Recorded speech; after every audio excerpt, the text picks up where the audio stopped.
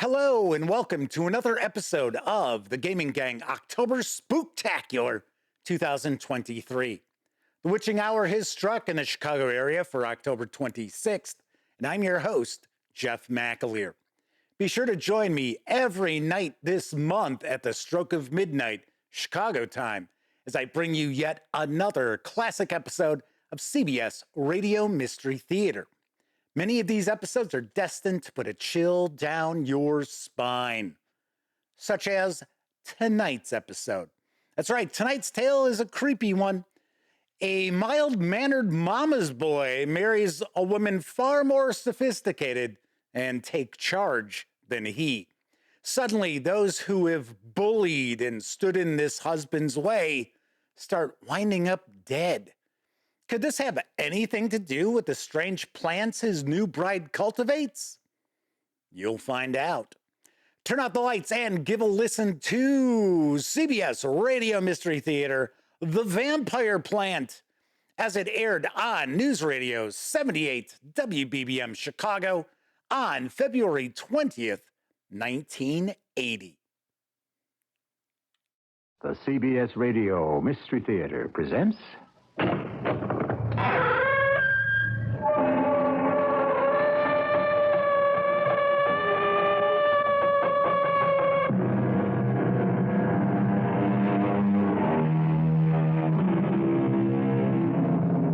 Come in.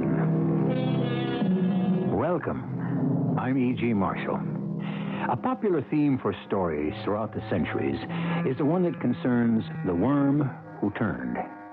We can all identify with him, for many of us during our lives have had to bite our lips and accept the cards fate dealt us to one degree or another. But Hubbard Quint had made such a career of groveling that when he finally turned, his revenge was so horrendous that...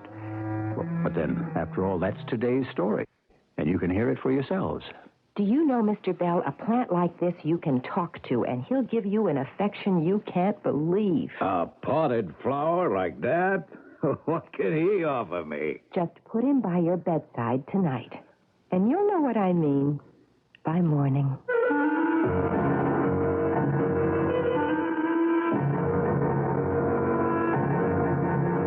Our mystery drama, The Vampire Plant, was written especially for the Mystery Theater by Ian Martin and stars Robert Dryden. I'll be back shortly with Act One. The moment you see him, you spot it. He's running. It's in his eyes. Richard Owens is hunted. Sunflower. A patriotic mission has turned into the biggest mistake of his life. He's kidnapped the president's daughter, and now he carries her from city to city, country to country, hoping to get her back safely, praying to stay alive. Sunflower. Sunflower, the novel, now a Fawcett paperback, has a man on the cover carrying a little girl in a suitcase. Look for them. Sunflower. Glass Plus is all you need on Windows, but a whole lot more. Glass Plus stovetops, Glass Plus plastic, Glass Plus appliances, Glass Plus. Glass Plus is all you need on Windows, but a whole lot more. Glass Plus vinyl, Glass Plus chrome, Glass Plus bathroom fixtures, Glass Plus. It does windows plus a whole lot more. Glass plus a whole lot more. Glass Plus. When you're the number one volume Lincoln Mercury dealer in the nation, what can you do for an encore? Well, Terry's Lincoln Mercury in Orland Park is offering the largest selection ever on the Lincoln Mercury's Cash Back from the Cat special offer. They have more than 43 Cougars and Zephyrs in stock to choose from. Buy now and get back $500 cash on your Cougar purchase, or $300 cash back on your Zephyr purchase. Huge discounts also available on over 56 1979 Marks, Town Cars, and Mercury Marquees. Get the Terry's price before you buy, and you'll see why Terry's Lincoln Mercury is the nation's number one volume Lincoln Mercury dealer. Cash back from the cat at Terry's Lincoln Mercury, located on 143rd Street, one block east of LaGrange Road in Orland Park.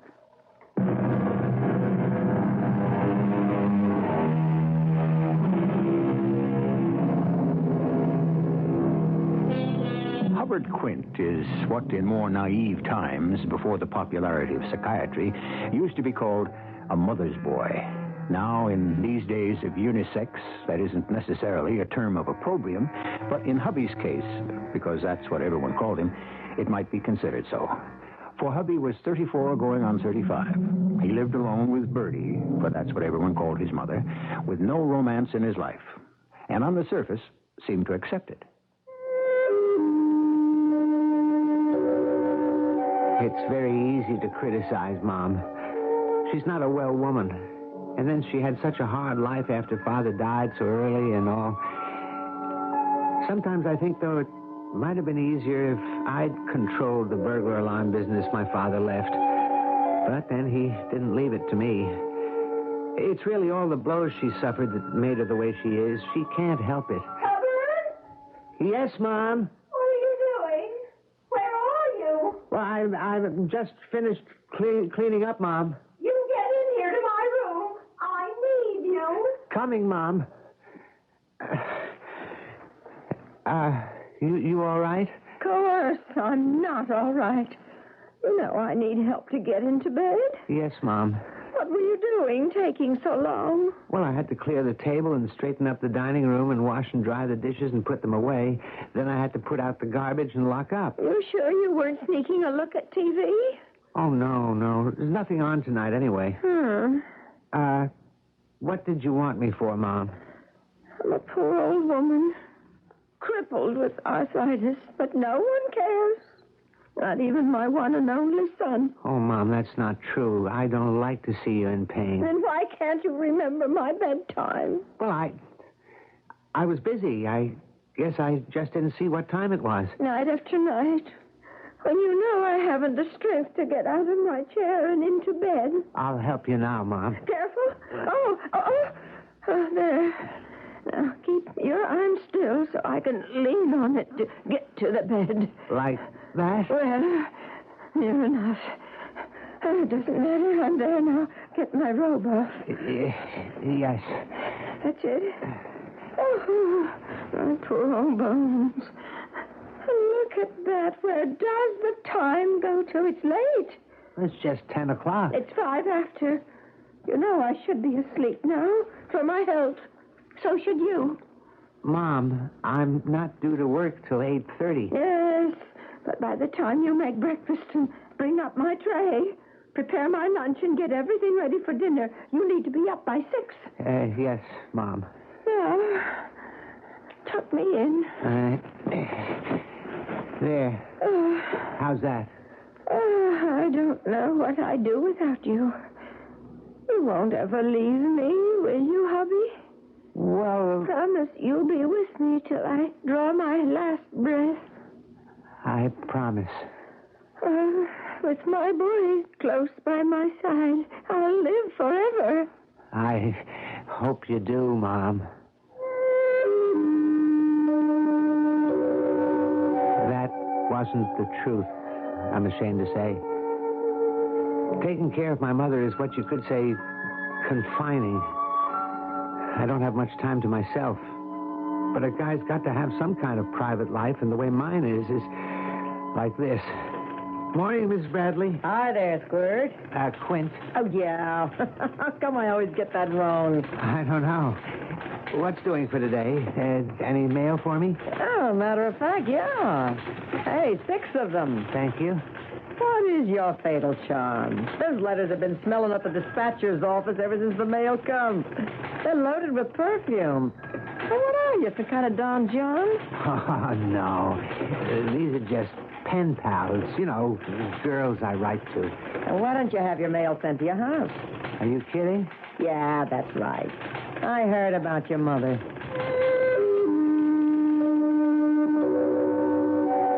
If you're kind of tied down the way I am, the only chance you get to meet some nice girls is to be a pen pal. I don't give my home address. I mean, Mom might happen on the letters, and I wouldn't want her to think anything about them. I don't want to give her a stroke or nothing.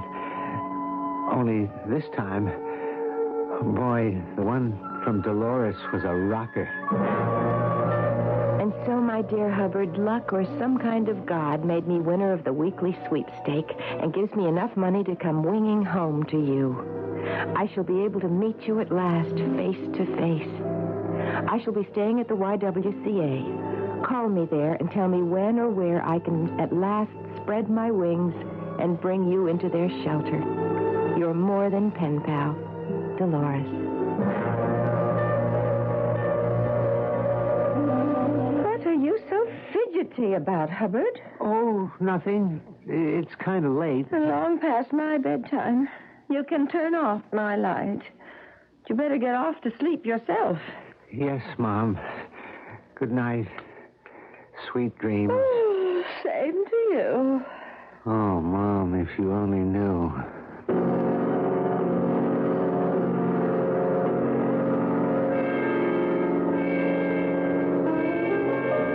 Dolores? Oh, my, you startled me.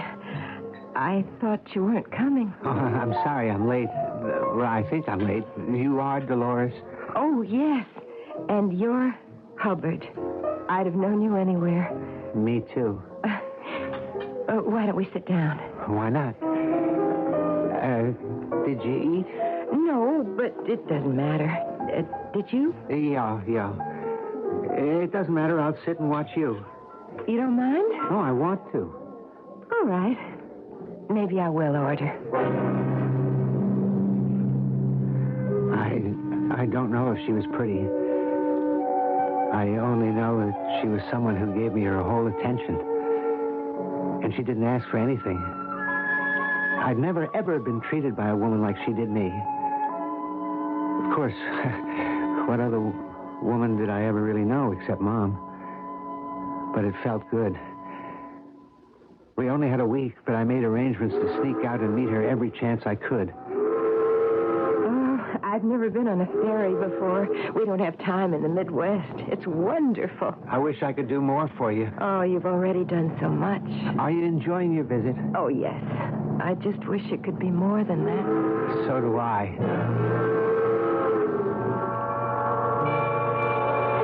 I never thought little Dolores Masterman would ever be dancing in the big city at the Princess Ballroom. Oh, it's so romantic. Yeah, it sure is. And the time goes so fast. A couple of days I'll have to go back home. I don't want you to do that. Hub, I have to. I'm out of money. Have to get back to my job at the flower store.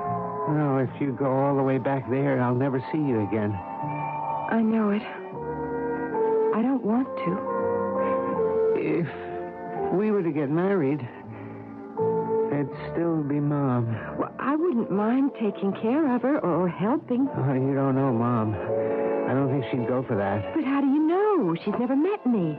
Couldn't you give it a chance? No, I don't think that. I didn't tell you yet. I brought her a present, a real nice plant, one of my favorites. I think hemoendurentitis might help change her mind. What? I don't get you. Oh, Hub, you don't know about plants. They're what kept me alive all these lonely years. The way you can talk to them, the way they respond. I still don't follow. Don't you know plants are just like people? You can talk to them and they answer back in their own way. You can train them to feel what you want them to feel. It's a scientific fact, like research has shown.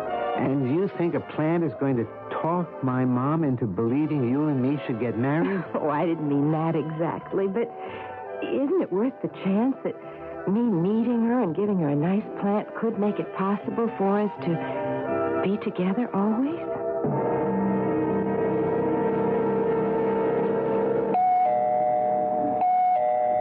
That'll be Dolores now, Mom. I never thought I'd see the day my son would desert me. Oh, Mom. Where did I go wrong to let this woman lead my son astray? Oh, Mom, please. I've got to let Dolores in.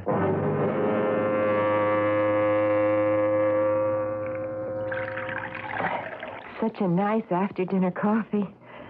I hate to leave. I think you'd better. Well, no, what Mom means, it's her bedtime. Oh, well, I wouldn't dream of overstaying my welcome. I hope you like the plant, Mrs. Quint. Oh, I like the plant well enough. Mom. It's all right, Hub. Naturally, your mother is afraid I'm going to steal you away from her. Yes, but you're not. I mean, we can all be together. Of course, once things are worked out. Well, I'll say goodnight now, Mrs. Quint, and let you go to bed. Hub, take the plant up to your mother's room. It doesn't look like so much now, maybe, but wait till you see it in bloom. Does it have to be watered? No, it finds its own moisture. Goodbye, Mrs. Quint. That's the word, Miss Masterman. Goodbye.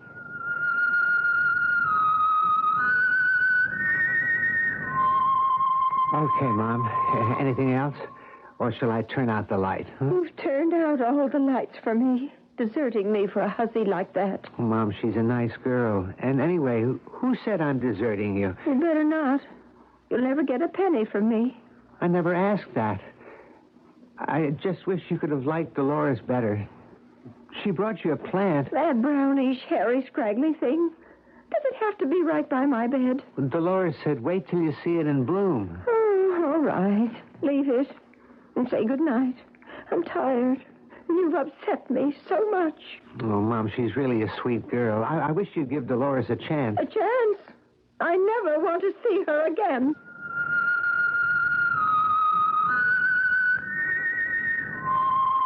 Mom got her wish. She never did.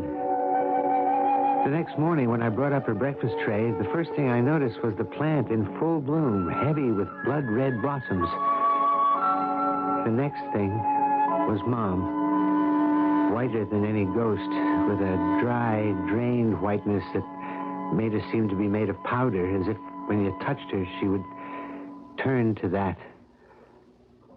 I didn't even have to put down the tray to know she was dead.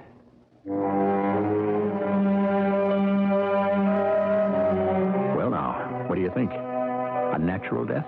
Or is there something strangely occult, strangely fortuitous in Bertie Quint's death? Certainly, she will be little lamented. She was a horrid woman. But still, she was entitled to die in her own time. Or did some strange force hasten her death?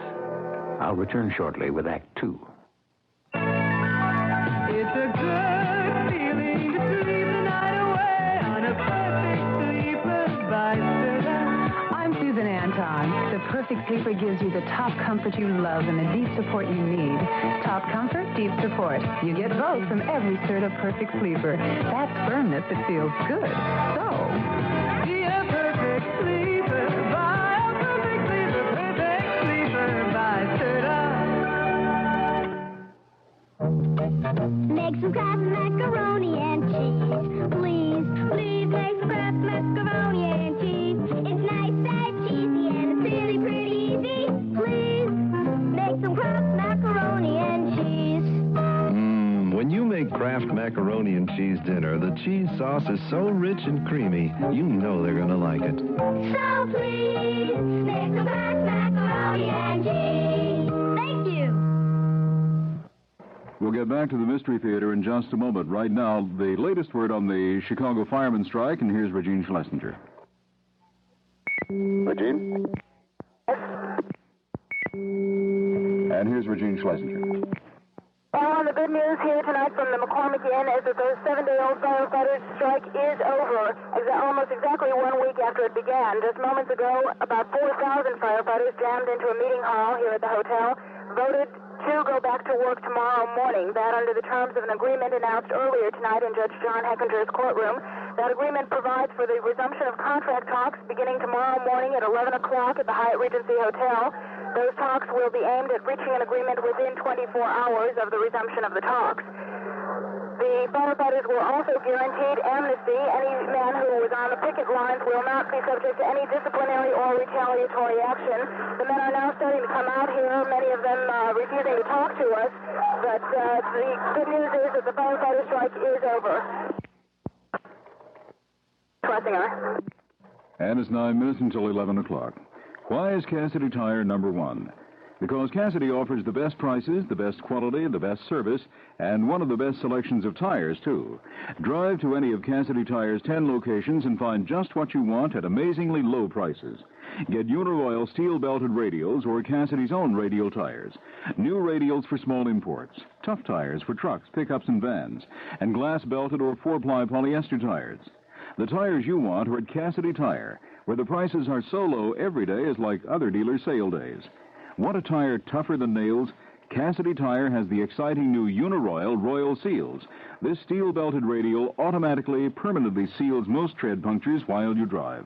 See Uniroyal Royal Seals on display at the Auto Show in the Chevrolet display or at your nearby Cassidy Tire Center. For any or all of your tire needs or discounts on batteries, call Cassidy at 226-4395. Master Charge or Visa cards welcome at Cassidy Tire, Illinois' largest Uniroyal distributor.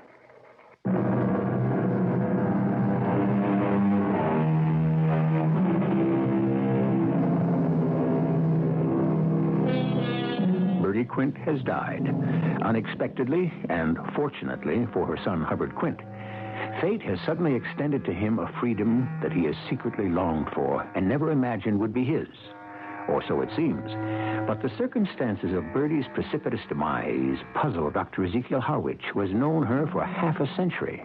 What do you think caused it, Dr. Harwich? I don't know, Hubbard.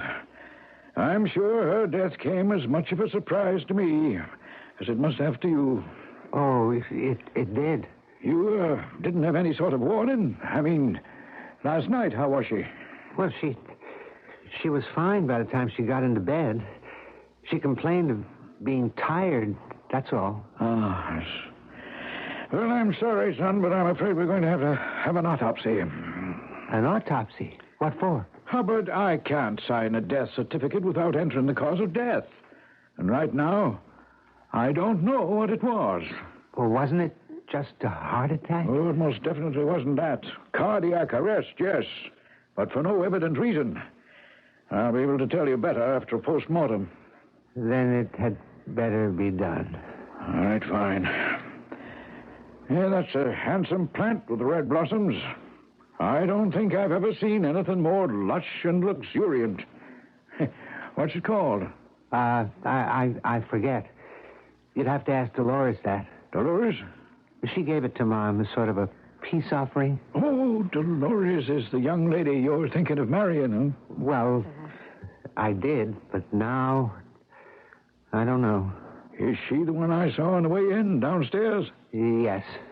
Well, if she's the girl you want, there's nothing to stop you now, is there? I went downstairs with the doctor and saw him off. For the first time, I was free to do what I wanted. I could get married. Except, how could I right away with Mom still fresh in her grave? How could I dare ask Dolores, who by this miracle of fate could now be mine? No, don't move, Hub. Just lie back and let me massage your temples.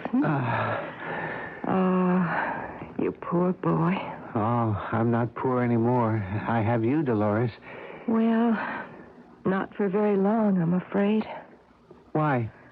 Oh, Hub, I'm running out of money. I've got to get back to work. You're not going to run away from me. I have to make a living. No, you don't. I'll support you. I couldn't take money from you. Well, sure you could. Now that I own the firm and all, I'll be rich. Yes, but I couldn't be a kept woman. Oh, no, it wouldn't be like that. I mean, only till we could get married. Married? Oh, Hub, when? Well, with Mom just passed away, a year maybe. 6 months. You might be tired of me by then. Oh, no, I wouldn't ever be tired of you. And would you be my wife? Oh, Hub, if you asked me, yes. Could you wait a couple of weeks? I mean, just till I can bury Mom properly. I was in a daze from the moment Dolores said she'd marry me. A kind of golden haze. So much so, I found it hard to understand what Dr. Harwich was trying to tell me the following morning about the autopsy. I never saw anything like it in all my years as a physician. Every red cell in the blood had disappeared, and the remaining white cells seemed to have literally dried up the fluid. Some kind of incredibly pernicious anemia. I don't know what. None of us do. You mean it was some kind of a disease or something? Some kind, yes. But Nothing, so far as I know, that medical science has diagnosed. But I've taken specimens of all the internal organs, arteries, veins, and what remained of the blood fluid, and we'll keep at it and hope to come up with an answer. Is it all right to bury Mom now? Oh, of course, my boy. The death certificate has been issued, and I'm sorry to bother you with these medical details in the midst of your grief. Oh, no, that wasn't exactly why I asked. I just wanted to make sure because I'm going to be married. Married? Oh, yes, of course, to that girl, the one who gave your mother that beautiful plant. Yes, Dolores. Well, when are you going to be married? In 2 weeks. Oh, do you think people will think that's too soon?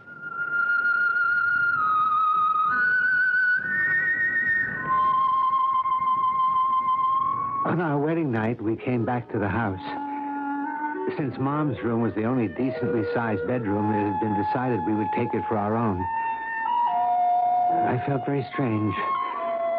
Not only as a new bridegroom, but being in Mom's own private quarters and looking at the plant. While I waited for Dolores to come out of the bathroom, I found that suddenly, on the happiest night in my life, I was afraid. Hub, what are you looking so hangdog about? What? Oh, I was just looking at the plant. What happened to it? All the blossoms fell off. Oh, he's just feeling a bit neglected. We'll have to give him a good feeding and some attention. Won't we, Mama's little darling? Just give you a little love to perk you up and something good to get your little old juices flowing again. Oh, look at him, Hubbard. Can't you just see how he's sprucing up? Dolores, it's, do we have to have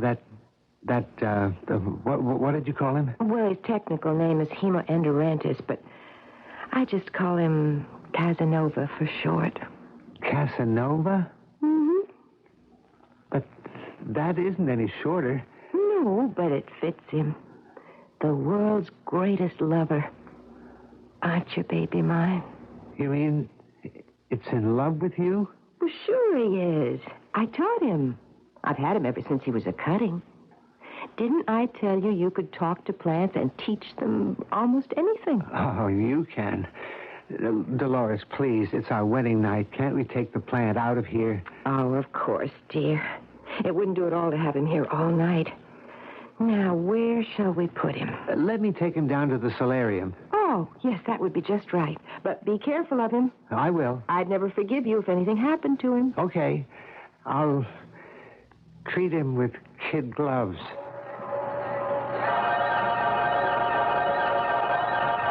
The only gloves I wanted to use on Jimmy, or whatever his Latin name was, were 8-ounce ones, for my bare fists. Some heck of a note that I'd finally get to my wedding night and find myself jealous of a plant. Looking back, it's hard to remember when Dolores changed. A little bit right away after we were married, and then more after she got things all straight about the business. I thought your mother was going to leave everything to you, like she said in her letters. Well, she did. Not the way I heard the lawyer we just left tell it. Well, what do you mean? Mr. Riddle said the business was left to you with the provision that Mr. Bell continued to run it till his retirement or death. Well, that's right. He's always managed it ever since my father died. Your father left the burglar alarm company to your mother? Yes. And she hired Mr. Bell? Yes. Well, didn't you know enough to run it? Well, yes. Well, then why didn't she put you in charge?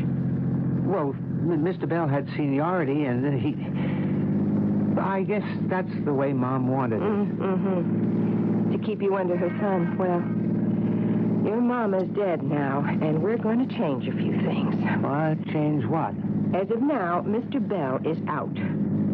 Why should we share any profits with him? But he can't be out. It says in Mom's will that if we can't push him out, we'll find some other way to get rid of him.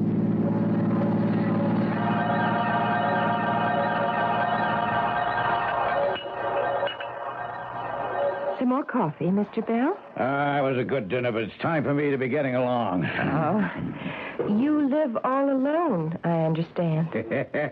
Just an old bachelor. Oh, well, then I'll have to give you a present to keep you company. Darling, would you fetch Casanova? The plant? Yes, dear. And please don't keep Mr. Bell waiting. Well, what's going on here? Oh, just a little present for you. A very special plant called Hemoendorentis. That's a mouthful for you. Yes, isn't it? But, I don't need a plant. Oh, you need this one. Believe me, Mr. Bell, do you know a plant like this you can talk to, and he'll give you an affection you can't believe? Yeah? Just put him by your bedside for tonight. And you'll know what I mean by morning. Here's your boyfriend. Oh, that plant don't look like much. Well, you just keep him close to you, and he'll surprise you. Won't you, baby mine? Aren't you going to take care of Mr. Bell? Well, I don't think I really need... Please don't refuse me. Take him home. You'll be surprised the difference he'll make in your life. I didn't quite know what she meant by that. And I had this shivery feeling that I didn't want to know. There was something going on underneath, hidden, inhuman. And I realized it had to do with Dolores and a spell she had thrown over me. So I wasn't surprised at all when I called in the following day at lunch to the dispatcher, Miss Bradley. Quint burglar alarms. It's Hub Quint, Miss Bradley. I finished up the Claridge job. You got any assignments? Oh, am I glad you called in. We've been looking for you. What? How come? It's Mr. Bell. We need you back here right away Why? to take over the office. Mr. Bell is dead. What? He didn't come in this morning, didn't answer his phone. So I went over to his house. I found him still in his bed. Dead. Well, how? Well, that's what no one seems to know. Police, doctors, no one. Tell me something, Miss Bradley. Did he have a plant near his bed? A plant? Oh, yeah. A big, gorgeous one with bright red flowers and long, trailing stuff. I was afraid of that. Listen, is his house open? No. After everyone left, I closed up and took the key. You have it with you now? Yeah. Then meet me there right away. I want to see just what happened for myself. I hung up, sick to my stomach. All morning, I'd refused to believe it, ever since I'd gone to the library and had the librarian translate what hemoendorentis meant. Blood-eating, blood-sucking, a vampire. That's what the plant was. And if Mr. Bell's death showed the same symptoms as Mom's, where was I? What could I prove? Who was going to believe me? And worst of all, what was the woman I married?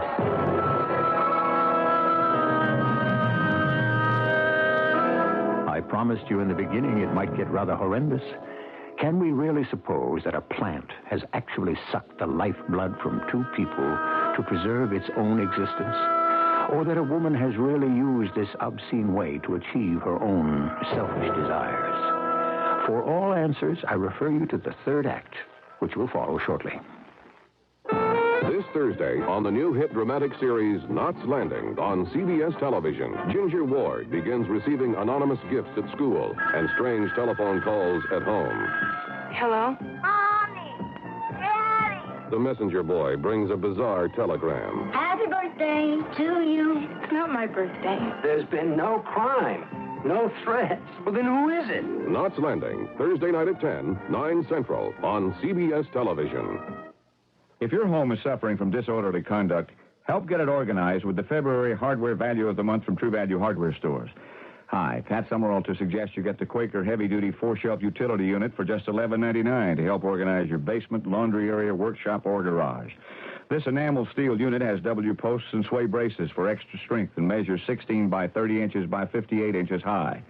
Get it unassembled for just $11.99 while supplies last at participating True Value Hardware Stores and home centers.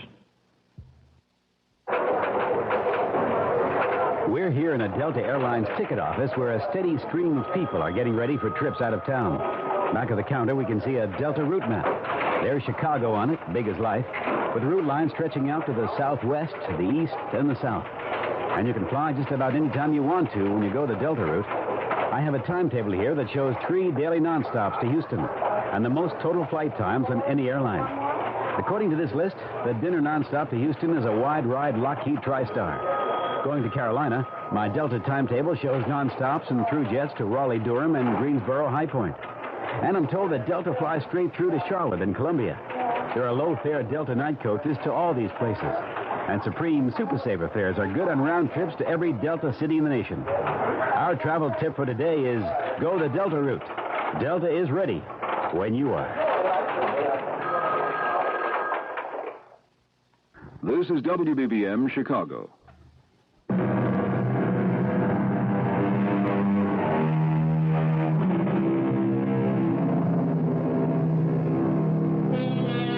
Drosophilum lusitanicum. I mention that tongue twister not to display my erudition, but because I looked it up in the dictionary. It's the Latin name for a cannibal plant that snares and eats flies. And there are sea anemones that devour small fish. What started me on this train of thought was Hubbard Quid's conviction that Hemo edorentus, his wife's tame plant, had been responsible for 2 deaths. Was it possible that the English name for it, blood eater, was literally a true one? My head was splitting. I felt I must be going out of my mind. But once the thought was planted there, I shuddered at the mention of the word plant. I knew it had to be disproved or my life was over. I had to see Mr. Bell for myself before I took any further steps. Oh, there you are, Mr. Quint. I've been waiting for you. You didn't have to wait outside, Miss Bradley. I didn't feel like waiting inside with that corpse and all. Yes, I understand. Do you have the key? Yeah, right here. You want to go in first? No, after you. Where is he? In the bedroom. That last door to the right. Should I come with you? Whatever you want. That's him. In the bed. I didn't expect anyone else. Oh, I've seen some dead people in my time. Family, friends, you know. But I never seen a deceased so white and dry-like. I mean, it's like you could blow on him and he'd just disappear like powder. She was right. He was chalk white and somehow shrunken. Against the brilliance of the red blossoms on the plant beside the bed, he seemed even more terribly dead than he was. If there is any way of being more than dead. What was it? Then I knew. He looked already embalmed, with all the blood drawn from his veins. Who was the doctor who saw him? I didn't know anyone else to call, so I called your doctor. Ezekiel Harwich? Yeah. Did I do something wrong? No, Miss Bradley. You did exactly right. Come on, I'll drop you at the office and go visit the doctor. But first... What are you doing? I'm taking this plant with me. It belongs to my wife. I'd just like to make sure if she wants it back.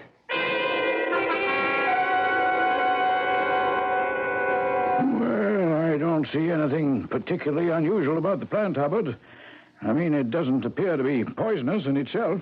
But then I'm not a botanist. But, Dr. Harwich, you don't think it had anything to do with Mom's and Mr. Bell's death? Indirectly, perhaps. Well, how? How much do you know about your wife's background, Hubbard? Could she perhaps have lived in the tropics or South America? No, I don't think so. She never said. Why? Because I have some of the same ideas as you have. Oh, I haven't had the autopsy report yet, but I'm almost totally convinced that Mr. Bell died of the same thing your mother did. The symptoms are too special and startling. What are you trying to say, Doctor? And I'm simply saying that I'd like your wife to come into my office for an examination. Whether or not she has spent any time in the tropical zones or any alien area, she may be carrying some infectious disorder as a host without knowing of it or having it affect her. What, Dolores? Oh, yes. So please urge her to come to me or at least go through a series of tests at the hospital. What about the plant? Well, it's not a tropical one, and I doubt that the vegetable world can invade the human one quite yet. Still, if I were you, I'd burn the thing. If only to get the connection off your mind.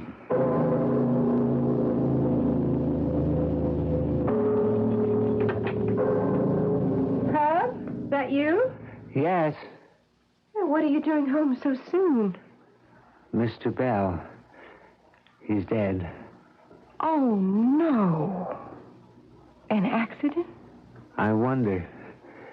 Not exactly. He died in his bed. In his sleep. Heart? No. What are you lugging? What? It's my cabinet, my plant. Where did you get it? Right beside Mr. Bell's bed. The one he died in. Oh, dear. I hope the poor man had a chance to enjoy him. Oh, look, he's blooming again. Yes. Just like after Mom died. What makes this plant bloom, Dolores? Oh, the same as any other. Care, proper feeding, enough sun, water. Water. Is that the only liquid? What others are there for a plant? Blood. Blood? What would happen if I broke one of the stems here? What would it bleed, white or red? Well, why don't you try for yourself and see? All right, I will. Nothing. Already it's beginning to dry up and the flowers starting to wither. What kind of a plant is this, Dolores? It's just a wildflower I found in the woods. Brought it home and cultivated. What woods? Where? Mom and Mr. Bell, they both died the same way. And this plant was right by their bedsides. What are you saying? I don't know, Dolores. I'm so mixed up. There was something wrong about the way Mom and Mr. Bell died. And you gave this plant to both of them. Are you suggesting I had anything to do with their deaths? I'm only trying to face facts. Oh, Hub, darling. Let's not talk anymore now. We are both upset and you're desperately tired. Let's just have dinner and a good sleep, and tomorrow maybe we can face things more sensibly.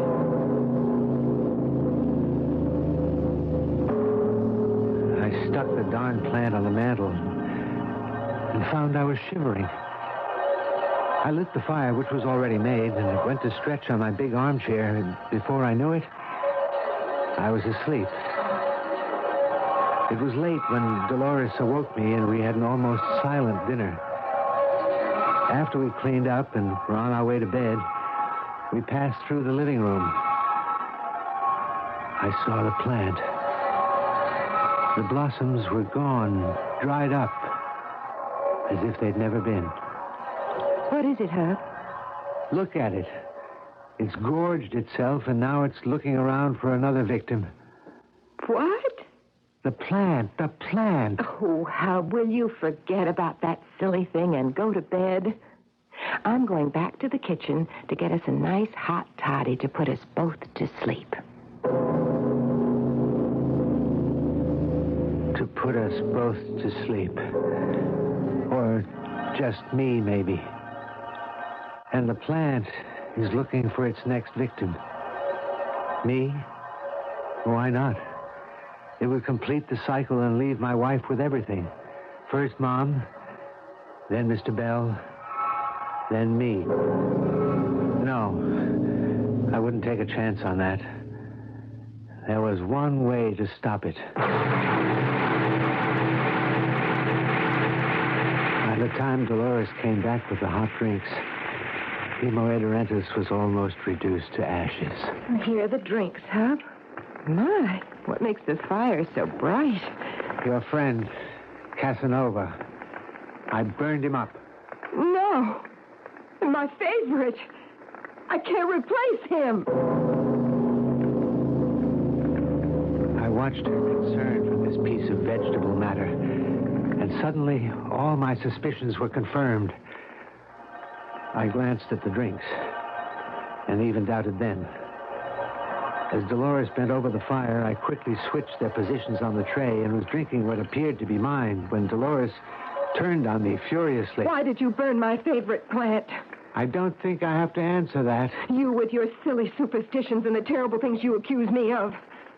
I won't have you in my bed. You can sleep in your old room. And I promise you this is the last night we spend together in this house. I let her storm away to bed. Then I went upstairs to my old room. I wasn't sleepy, only emotionally drained and exhausted as I lay there in a semi-coma.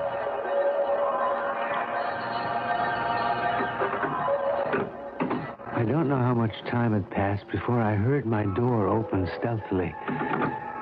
In some reflected glow from the moon, or perhaps a street light, I could see Dolores' figure outlined as she came towards me.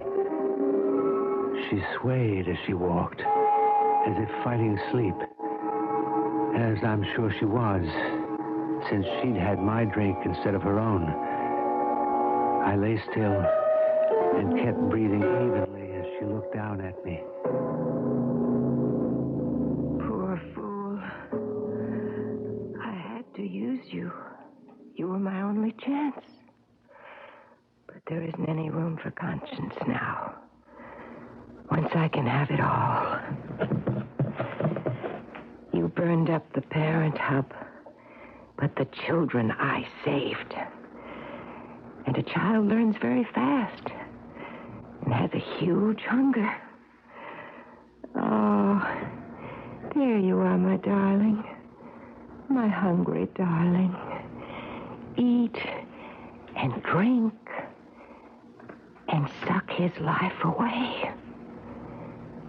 We have no use for him anymore.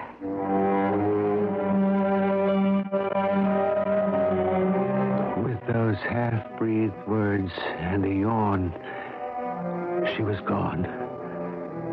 But still I lay, not moving, waiting. And the horror began. First, it was the lightest touch across my cheek. Then on my bare shoulder, and the feeling of suction in each wave of movement. For a moment, I was paralyzed by the insidiousness of those gentle touches. And then suddenly I sat up in terror, switching on the light. From the flower pot beside the bed, a small cutting from that original plant was throwing forth these ghostly tendrils, crawling across me avidly, binding me, sending a shudder to the depths of my soul. With a mad, convulsive movement, I leapt to my feet and began to tear them from me, even as I felt my blood began to grow cold and drain.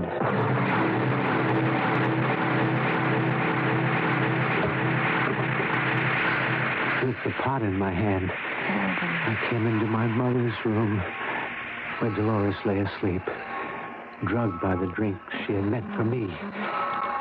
I had no compunction as I placed the plant beside her and watched the tendrils reach for her body.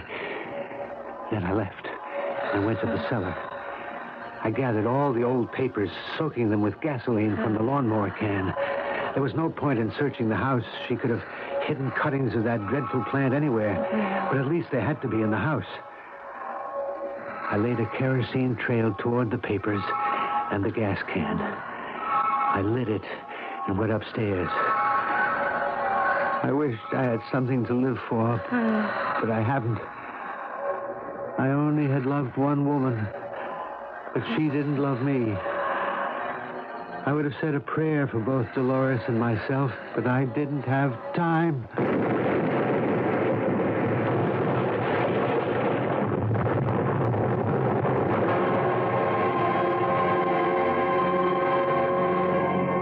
can hear some of you saying, I just don't believe it. I've never known of a man-eating plant. Well, quite so. But then I've never been lost in the Bermuda Triangle or seen a UFO for sure, or experienced teletransportation or reincarnation. I'll be back shortly. If you've been reading about wise money management in your favorite publications, you've undoubtedly heard about Dreyfus Liquid Assets, one of the world's largest money market funds, and about the big yields you can get on your money right now. Start with as little as $2,500. Make added investments as low as $100. With Dreyfus Liquid Assets, your money is yours whenever you need it. Phone for it, have it sent to your bank, or write a redemption check for cash or to pay your larger bills. You keep right on earning that high yield, compounded daily until your check clears. No penalties on interest, no sales charge, no charge for the checks. It's so simple, sensible, convenient. But find out for yourself. Call toll-free 800-228-5000 for free information and a prospectus, including management fee, charges, and expenses. Read the prospectus carefully before investing or sending money. Discover how Dreyfus Liquid Assets can help you get the lion's share of today's high money market rates. 800-228-5000. Toll-free 800-228-5000.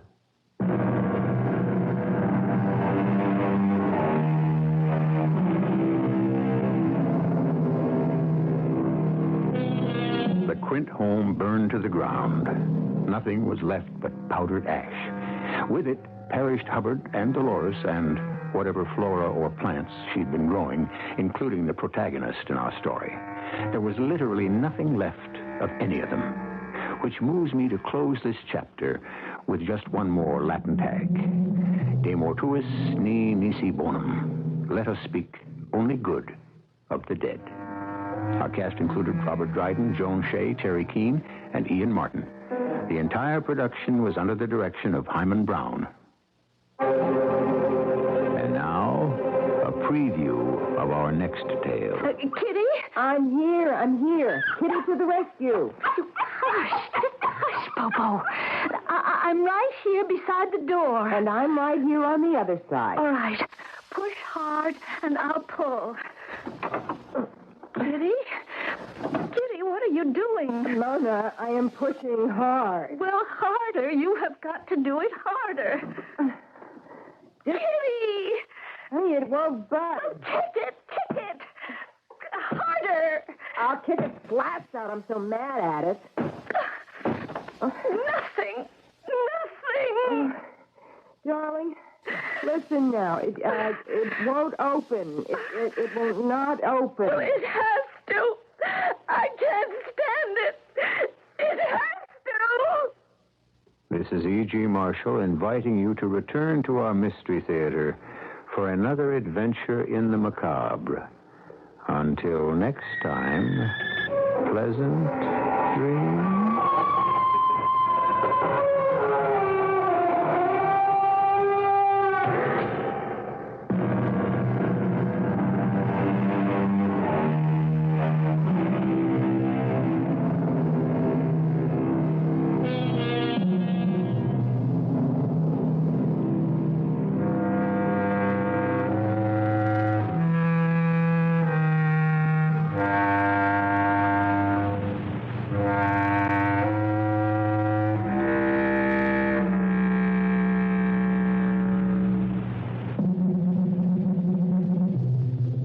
Yes, sir. May I help you?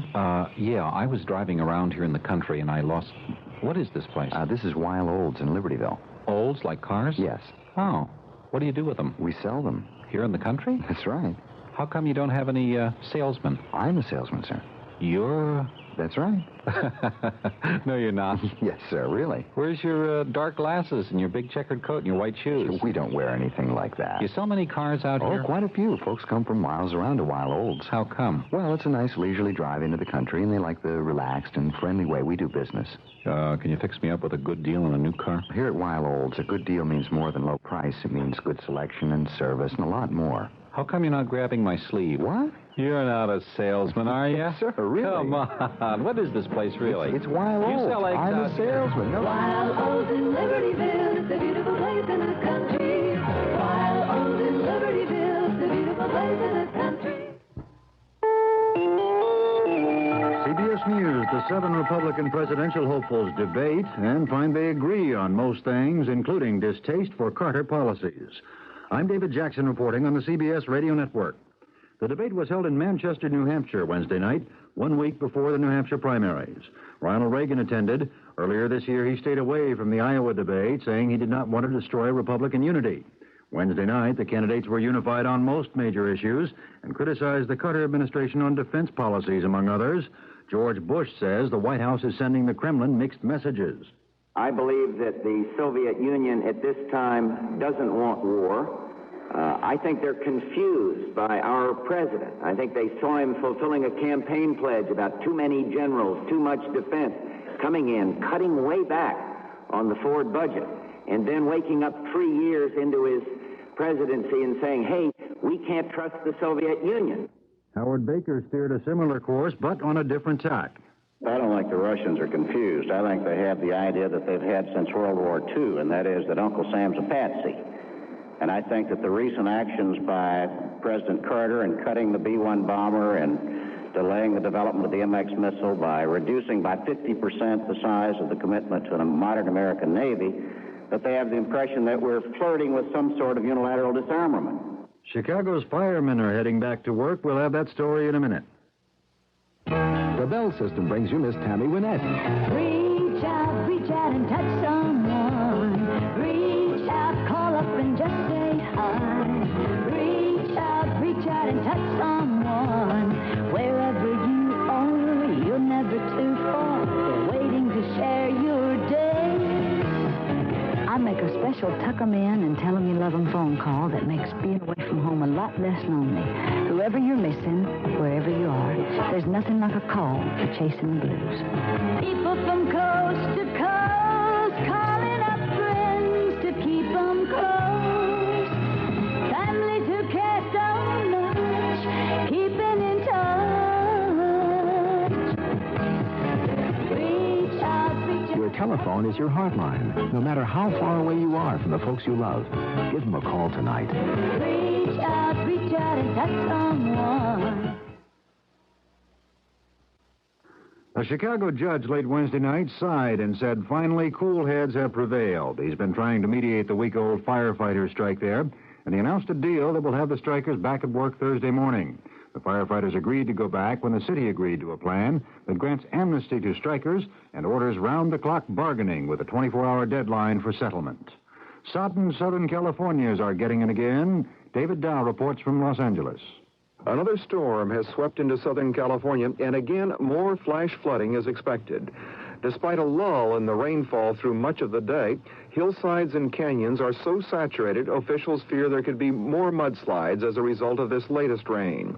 It has already closed down the Pacific Coast Highway, a main commuter route for beach residents, and police have evacuated more residents of Monterey Park, a suburban Los Angeles community which has received nearly 16 inches of rain in the last week.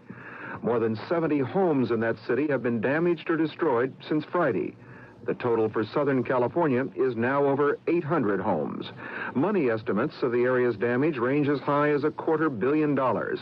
This latest storm is expected to pass sometime in the morning, but still another is forecast for later in the day. David Dow, CBS News, Los Angeles. There are weather troubles in Idaho, too. Waters rising behind an earthen dam near Mullard City prompted officials to order evacuation of homes below the dam. They're saying it may give way. And in central Arizona, hundreds of families had to flee homes to escape water from flooding rivers there. Iran's Ayatollah Khomeini has issued a message of support for the militants holding the hostages at the U.S. Embassy in Tehran. He broadcast an appeal telling Iranians to stand firm in demands the Shah be returned for trial. He did not specifically link that demand to release of the hostages. Now this. Tonight on the CBS Late Movie. Mary Hartman! Mary Hartman! Louise Lasser stars as Mary Hartman. Whether it's watching a dinner guest drown in a bowl of soup or fixing a button on the raincoat of the Fernwood Flasher, Mary is there helping the rest of us feel healthy by comparison. In a world gone mad, there's nobody quite like Mary Hartman. Mary Hartman, followed by a second great feature tonight on the CBS Late Movie on CBS Television. 24-hour holding power. He's owed denture cushions give you full-time protection all day, all night. They have no funny taste. They won't wash out. They won't catch stubborn scraps of food. They won't hurt you or embarrass you. So until you see your dentist, use EZO, the temporary holding aid. A fitting choice to help keep those dentures in their place. That's EZO, E-Z-O. 24-hour holding power.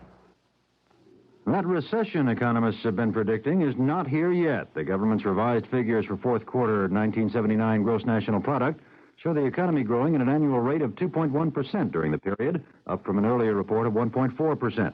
A White House economist now says it's unlikely a recession will begin the first quarter of this year. The slumps in the auto and housing industries, he says, do not appear to be spreading to other sectors. David Jackson, CBS News. This is CBS News Radio 78, WBBM Chicago. Good evening, everyone. It's 11:33 now. This is Alan Bickley on News Radio 78 in Chicago. I've got to say that was a fun and, let's be honest, sort of schlocky B-movie sort of horror tale there. But I find it to be pretty fun.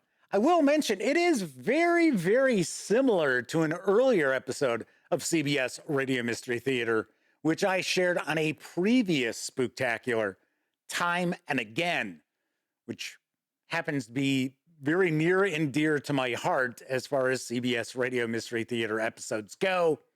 And I am considering sharing it once again this coming Halloween. Stay tuned. You'll find out if I do or I don't. Thanks for catching tonight's episode of the Gaming Gang October Spooktacular 2023. Please join me every night this month at the stroke of midnight Chicago time as I bring you yet another classic episode of CBS Radio Mystery Theater, drawn from its catalog of 1,399 shows. Be sure to like this video and subscribe to the channel. And if you do subscribe to the channel, don't forget, ring that bell, because it'll not only let you know when a new episode of The Spooktacular arrives, it'll also tell you when my live stream, The Gaming Gang Dispatch, airs Tuesday, Wednesday, and Thursday evenings at 7 p.m. Central, right here on YouTube. And you'll also know when I upload other videos, such as my first looks and reviews of tabletop games. And of course, when you're not watching videos here on the YouTube channel or listening to videos on the YouTube channel, be sure to visit thegaminggang.com for all the latest in tabletop gaming news, reviews, and a whole lot more you won't find here on the YouTube channel. You know the drill. Get your geek on at thegaminggang.com. Once again, I'm Jeff McAleer, and I'll be back tomorrow night at the stroke of midnight with Voice from the Grave, which aired on CBS Radio Mystery Theater on June 16th, 1980. And until then, pleasant dreams.